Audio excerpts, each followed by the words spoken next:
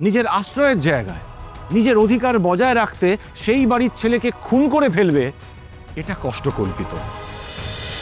রাজবন্তী দেবী, গত 10ই জুন রাতে যে ঘটনাটা ঘটেছিল সেই ঘটনাটা একটু আদালতের সামনে বলুন।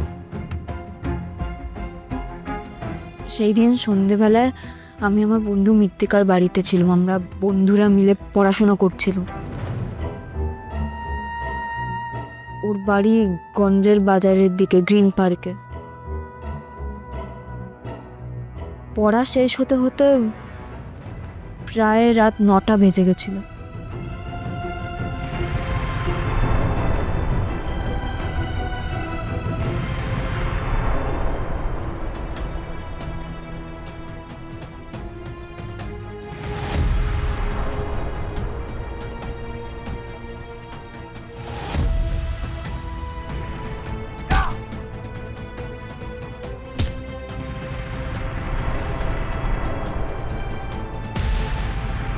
অনুভববাবু কয়েকদিন আগে খুব অসুস্থ হয়ে পড়েছিলেন।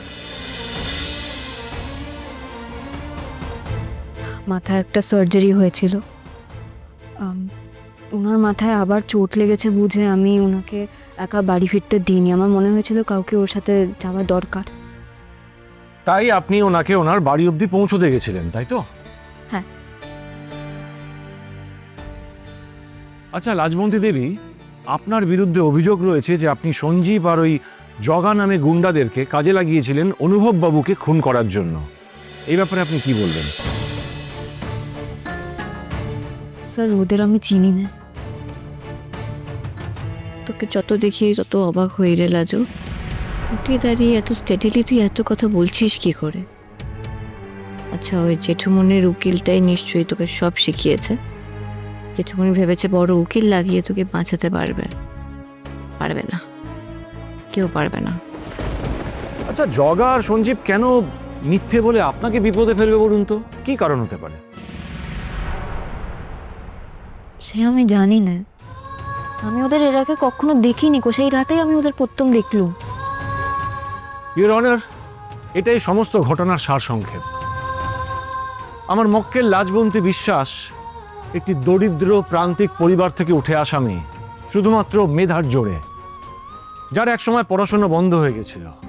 তারপর মূলত অনুভববাবুর উদ্যোগেই উনি উচ্চ মাধ্যমিক পরীক্ষায় পাশ করেন এবং ডাক্তারি পড়া শুরু করেন। ইউর অনার, এই মেয়েটির অনুভব বাবুকে মেরে ফেলার চেষ্টার কোনো কারণ নেই। আর অনুভব বাবু যদি ওনার সঙ্গে দুর্ব্যবহার করেও থাকেন, তাতেও ওনার বিরাট কোনো স্বার্থে আঘাত লাগার কারণ নেই। আর যে কারণটি লার্নেড পিপি বলেছেন, মানে সোকল্ড ওই খুনের চেষ্টার ঘটনার ব্যাপারটা, সেটা অতি ছেলে মানুষই এবং অবাস্তবতায় ভরা।